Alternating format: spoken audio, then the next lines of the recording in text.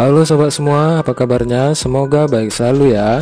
Di kesempatan kali ini saya akan menceritakan seluruh alur cerita dari film Ouija Origin of Evil. Film yang dirilis tahun 2016 ini menceritakan tentang seorang single parent dan kedua anaknya yang mencoba untuk menggunakan papan Ouija. Namun sayangnya, salah satu anaknya malah dirasuki oleh arwah jahat dari papan Ouija tersebut. Lalu bagaimanakah kisah selanjutnya? Dan apakah benar sebuah papan Ouija bisa memanggil arwah? Biar nggak penasaran, langsung aja kita bahas filmnya ya. Tapi sebelum itu, saya doakan kalian sehat selalu dan senantiasa bahagia.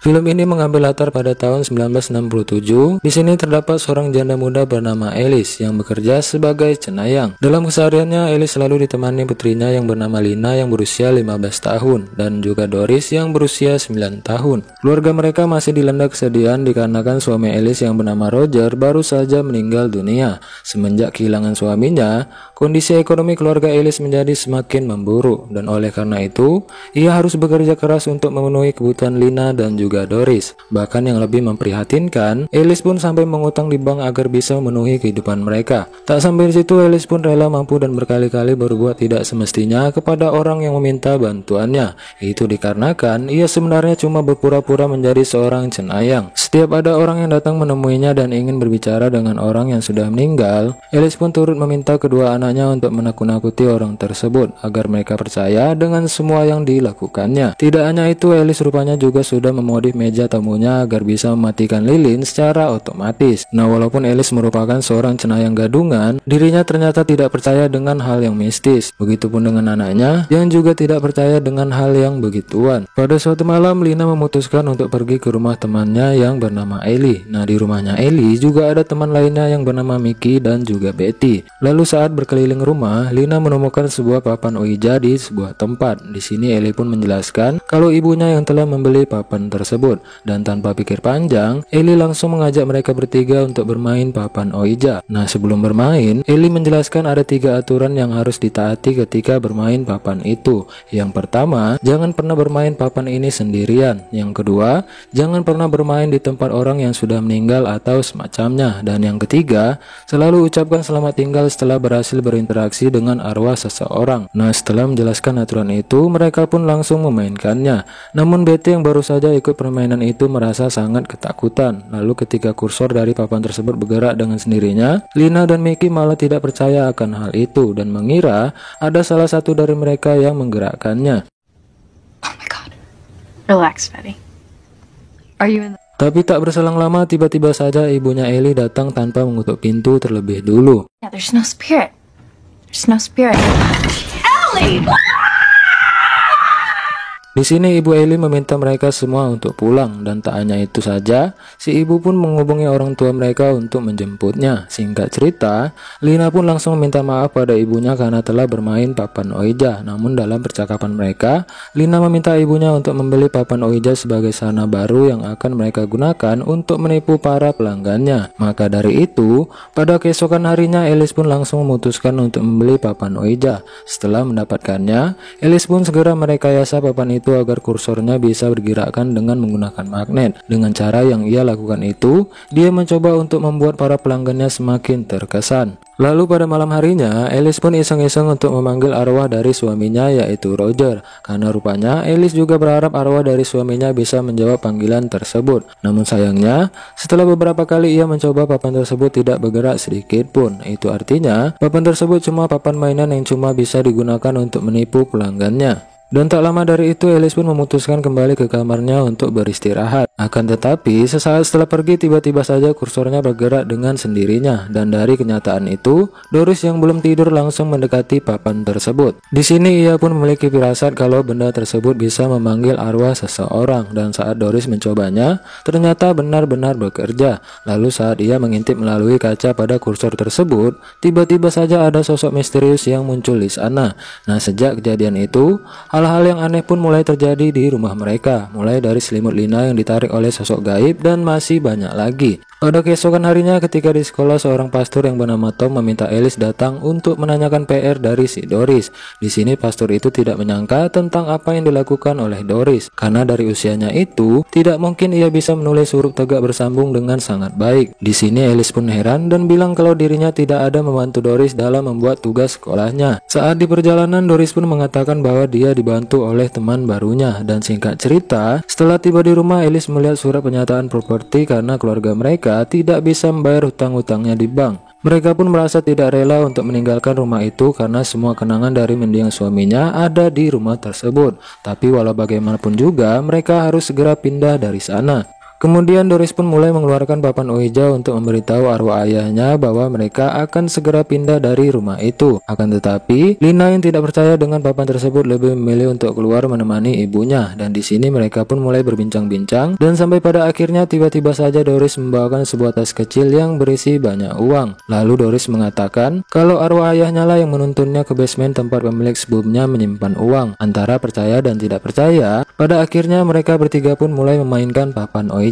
Saat kursornya bergerak sendiri tanpa disentuh, Lina pun terkejut dan menjadi ketakutan. Ia pun meminta mereka untuk menghentikan itu semua. Beberapa pertanyaan pun sudah diajukan dan arwah tersebut bisa menjawabnya dengan benar. Dan mulai dari titik ini, Alice pun perlahan-lahan mulai percaya dengan hal yang mistis seperti papan Ouija, yang kemudian ia pun langsung mengambil semua uang yang tadi mereka dapatkan untuk membayar semua hutangnya di bank. Keesokan harinya, terdapat seorang pelanggan yang ingin memanggil arwah suaminya. Dengan cepat mereka pun langsung menggunakan papan Ouija untuk berkomunikasi dengan arwah seseorang. Namun setelah kegiatan itu, Doris mulai mengalami sakit di bagian lehernya. Lalu pada malam hari saat semua sudah tidur, Doris malah diam-diam menanyakan apa yang terjadi pada lehernya. Akan tetapi, saat ia melihat lubang kaca yang ada pada kursor itu, tiba-tiba saja ada sosok misterius yang sedang memegang lehernya Doris. Dan tak berselang lama, sosok itu pun langsung masuk ke dalam tubuh Doris.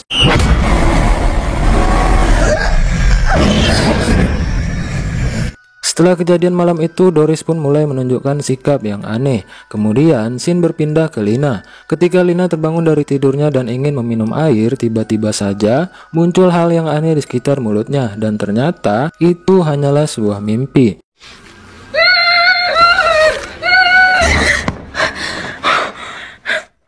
Lalu pada suatu malam, Lina melihat dengan jelas bahwa Doris sedang menulis sesuatu. Karena Lina tahu ada sesuatu yang aneh terjadi padanya, akhirnya ia pun memutuskan untuk kembali ke kamar. Namun setelah tiba di kamar, dirinya sangat terkejut karena melihat boneka pemberian ayahnya tiba-tiba saja mulutnya terjahit. Ia pun langsung marahi Doris karena mungkin dialah pelakunya. Doris pun mengatakan bahwa dirinya bukanlah yang melakukan hal tersebut, melainkan ayah mereka yang sengaja menjahit mulut dari bonekanya. Lina yang sudah muak dengan tingkahnya Doris langsung memarahinya habis-habisan. Dan di saat yang sama, Alice muncul dan malah memarahi Lina. Di sini pun terjadi perdebatan antara Lina dengan ibunya sendiri. Di sini Lina menjelaskan semenjak mereka memainkan papan Ouija, Lina mulai merasakan sesuatu sedang memperhatikan mereka. Walaupun Lina mengatakan hal seperti itu, ibunya tetap tidak percaya pada Lina. Keesokan harinya saat ingin berangkat ke sekolah, tiba-tiba saja Doris tidak ingin pergi ke sekolah. Dan ketika si Lina mengambil tas milik Doris di kamar, ia secara tidak sengaja menemukan banyak kertas yang ditulis oleh Doris sebelumnya.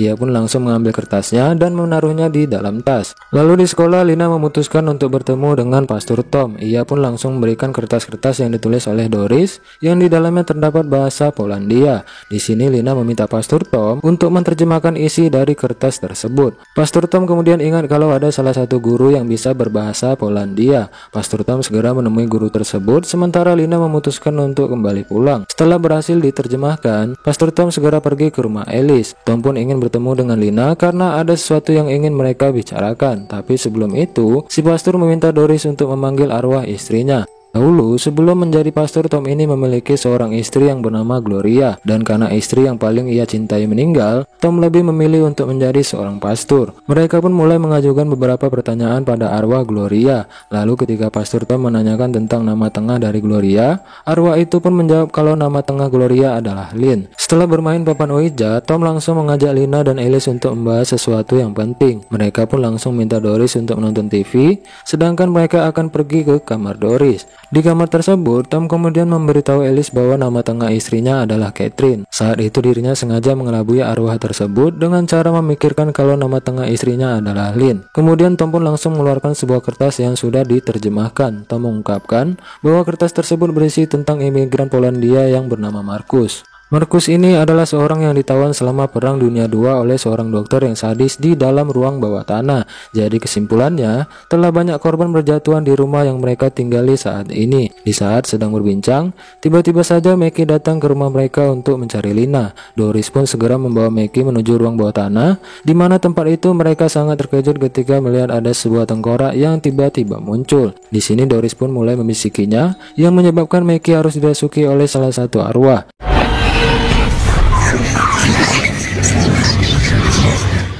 Mereka yang selesai berbincang-bincang pun mulai segera turun ke bawah. Namun tiba-tiba saja dari lantai 2 Mackie mulai melakukan bunuh diri. Lalu di saat yang sama terdengar suara Doris yang berasal dari ruang bawah tanah. Dengan segera mereka pun pergi ke ruang bawah tanah itu dan langsung membakar papan Ouija. I honestly don't know. Dan ketika Pastor Tom melihat lubang tersebut, ada banyak sekali tulang belulang, hingga kemudian Tom melewati ventilasi udara menuju ruang sebelahnya. Dan saat tiba di ruangan itu, Tom tiba-tiba diserang oleh Doris yang sudah dirasuki oleh arwah yang jahat. Akibatnya Tom pun mulai dirasuki oleh salah satu arwah, dan tak lama dari itu Tom yang telah dirasuki langsung menyerang Alice dan juga Lina. Namun beruntungnya karena iman si Tom ini sangatlah kuat, dia pun mampu terlepas dari roh jahat tersebut. Akan tetapi sangat naas baginya karena Doris kembali menyerangnya.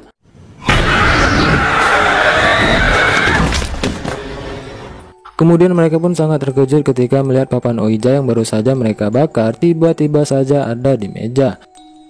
Mereka berdua pun langsung diserang secara brutal hingga membuat Lina pingsan, sementara Alice dibawa ke ruang bawah tanah dan akan segera dieksekusi oleh Doris. Di sisi lain, setelah Lina sadar, dia kembali ke masa lalu yang berlatar saat dirinya memarahi Doris karena mulut boneka yang terjahit. Dan di tempat itu ternyata memang benar arwah ayahnya yang menjahit boneka tersebut. Stop the voices. Stop the voices. Akhirnya Lina pun tahu bahwa itu adalah sebuah petunjuk yang diberikan oleh ayahnya. Ia pun sadar kalau dirinya harus menjahit mulut Doris untuk menenangkan arwah yang ada di dalam tubuh Doris. Dan singkat cerita, ia pun berusaha dengan keras untuk menjahit mulut dari Doris.